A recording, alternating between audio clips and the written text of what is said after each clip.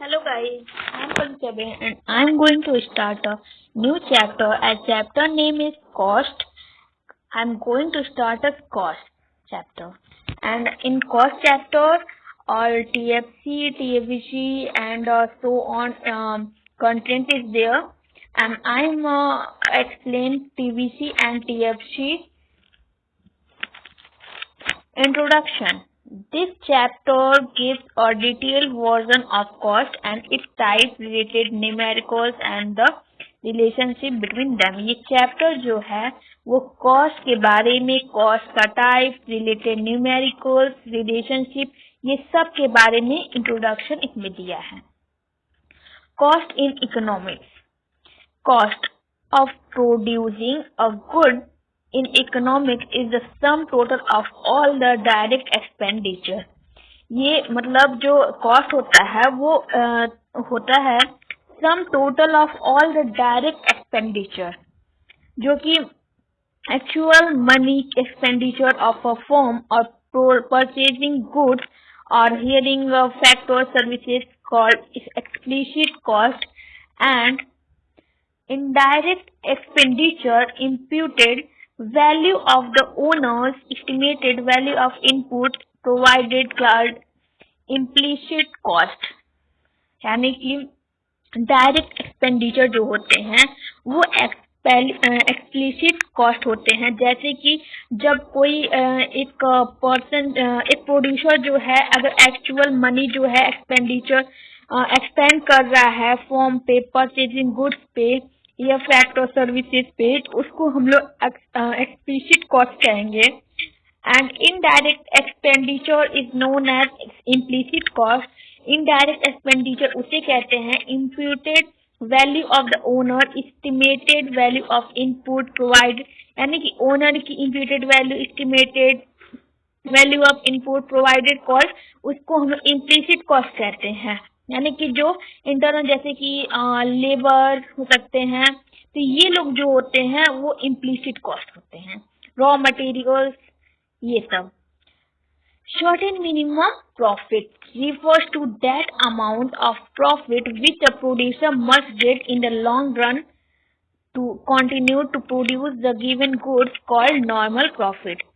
अगर long run यानी कि एक कंज्यूमर जो है एक प्रोड्यूसर जो है वो बिजनेस कर रहा है लॉन्ग रन पे, यानी कि उसका बिजनेस चलता आ रहा और जो उसको मिनिमम प्रॉफिट जो होती है उस प्रॉफिट को हम लोग कहते हैं नॉर्मल प्रॉफिट, जो कि एक कंज्यूमर तब पाता है जब वो किसी भी सामान को सेल करता है. So the sum total of explicit cost, implicit cost and normal profit is called economic cost. और इकोनॉमिक कॉस्ट उससे कहते हैं जब हम लोग सम करेंगे एक्सप्लिसिट कॉस्ट, इम्प्लिसिट कॉस्ट और नॉर्मल प्रॉफिट को, तो इकोनॉमिक कॉस्ट जो है वो निकल के आएगा.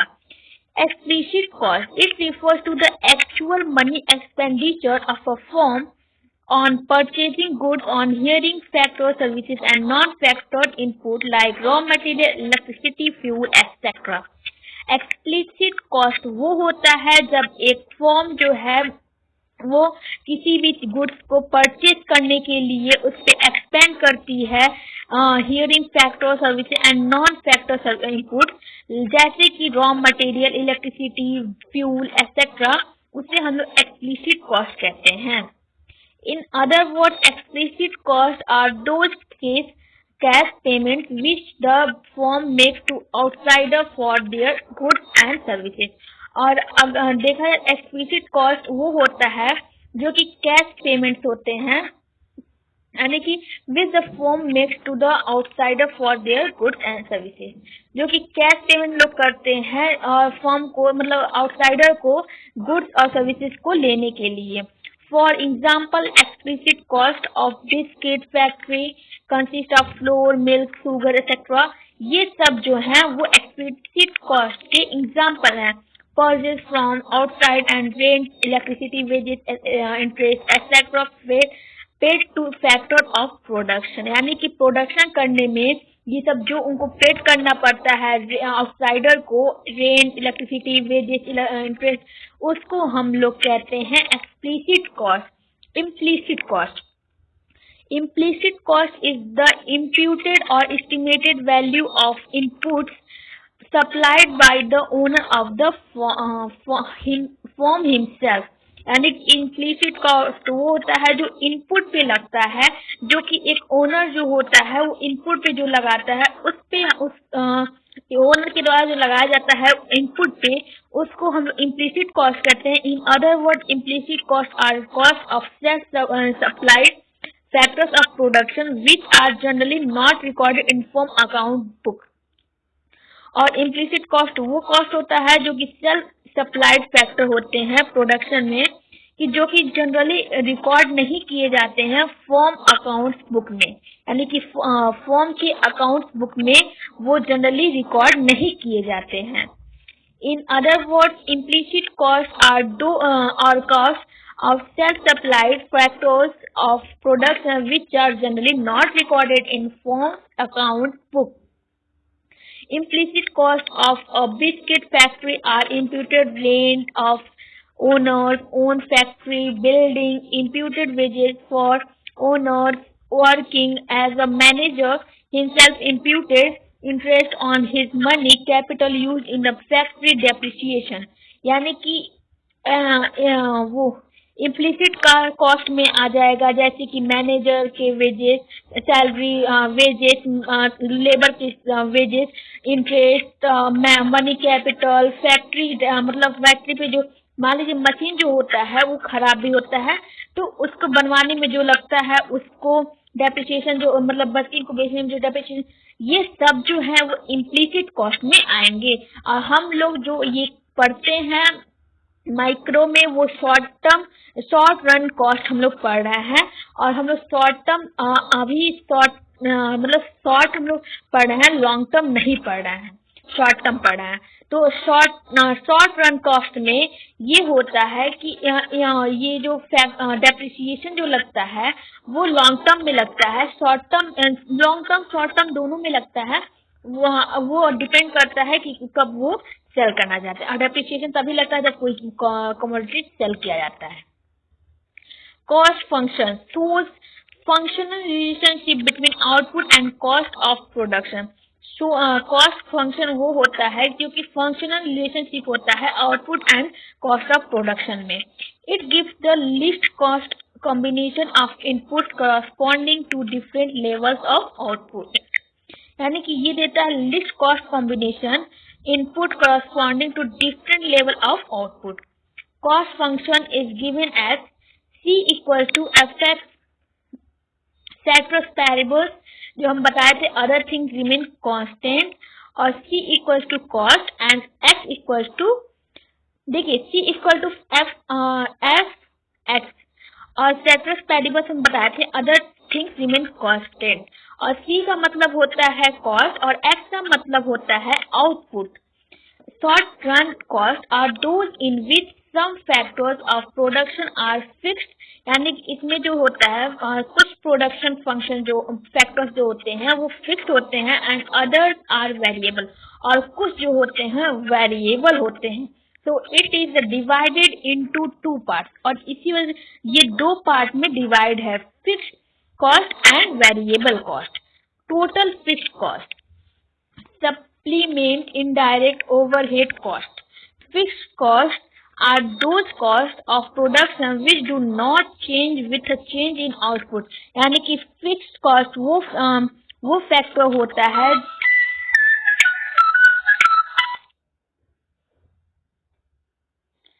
हम एक्सप्लिसिट और इम्प्लिसिट एक और तरह से समझा सकते हैं कि इम्प्लिसिट वो होता है जो सेल्फ ओन्ड होता है, जो कि जैसे कि हम लोग कोई वर्कर्स, यानी कि अगर फैमिली मेंबर में से कोई वर्कर्स हो तो वो तो वेजेस नहीं लेंगे, तो उस मतलब वो फैमिली मेंबर के जो लेबर या मतलब अगर कोई मैनेजर जो भी होते हैं तो वो इम्प्लिसिट कॉस्ट आ जाएंगे. जो हम लोग सेल्फ ओन्ड है और उस मतलब नेक्स्ट बेस्ट अल्टरनेटिव यानी कि उसको यूज करने के लिए हम लोग मतलब वो अपने घर से या फैमिली से मतलब कोई भी अंदर से ही हम लोग उसका यूज कर रहे हैं, उसके लिए हम लोग खरीदने नहीं जा रहे हैं, उसको हम लोग इम्प्लिसिट कॉस्ट बोलेंगे.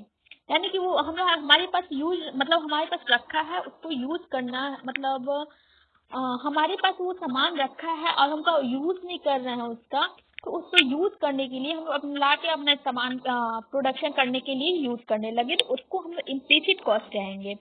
एक्सप्लिसिट कॉस्ट उसको कहेंगे जैसे कि रॉ मटेरियल, जैसे कि हम लोग उसको बाहर से कोई चीज खरीदे तो उसको हम लोग एक्सप्लिसिट कॉस्ट कहेंगे।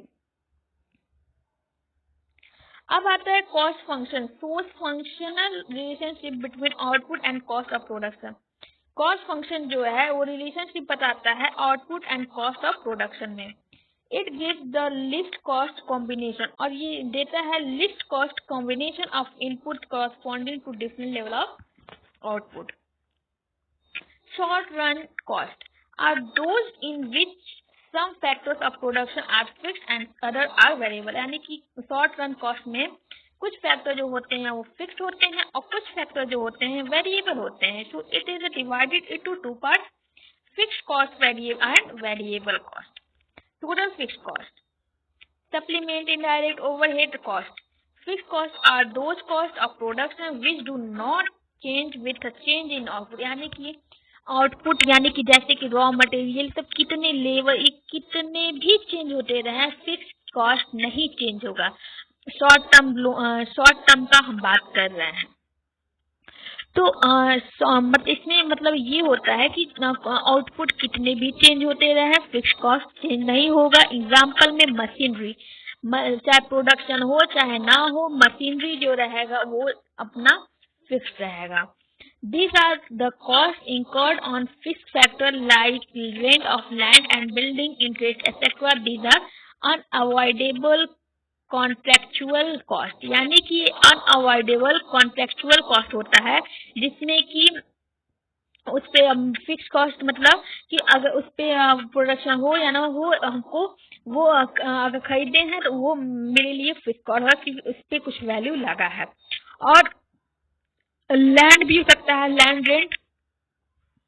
तो लैंड रेंट पे ये होता है, अगर जैसे मान लीजिए कोई कोचिंग खुला है, तो अगर कोचिंग में वो अगर स्टूडेंट नहीं आ रहे हैं, तो अगर स्टूडेंट आए या ना आए उसको वो रेंट पे करना है, अपने कोचिंग का रेंट पे करना है, क्योंकि वो उसका सेल्फ यानी कि उसकी खुद की वो प्रॉपर्टी नहीं है, वो रेंट लेके कोचिंग खोला है। इस वजह से चाहे स्टूडेंट आए या ना आए उसको कोचिंग का वो रेंट वो लैंड का रेंट उसको पे करना ही पड़ेगा। तो वो चीज भी फिक्स्ड कॉस्ट में आती है। Fixed cost are also called overhead cost, इसको हम लोग ओवरहेड कॉस्ट भी बोलते हैं। और general cost because these are common for all the units produce, और ये जनरल कॉस्ट होता है क्योंकि ये कॉमन होता है for all the units produce, जो हमारी सारी यूनिट्स प्रोड्यूस होती हैं उसके लिए। These cost are also called supplementary cost और इनडायरेक्ट कॉस्ट, और इसको हम इनडायरेक्ट कॉस्ट और सप्लीमेंट्री कॉस्ट भी बोलते हैं।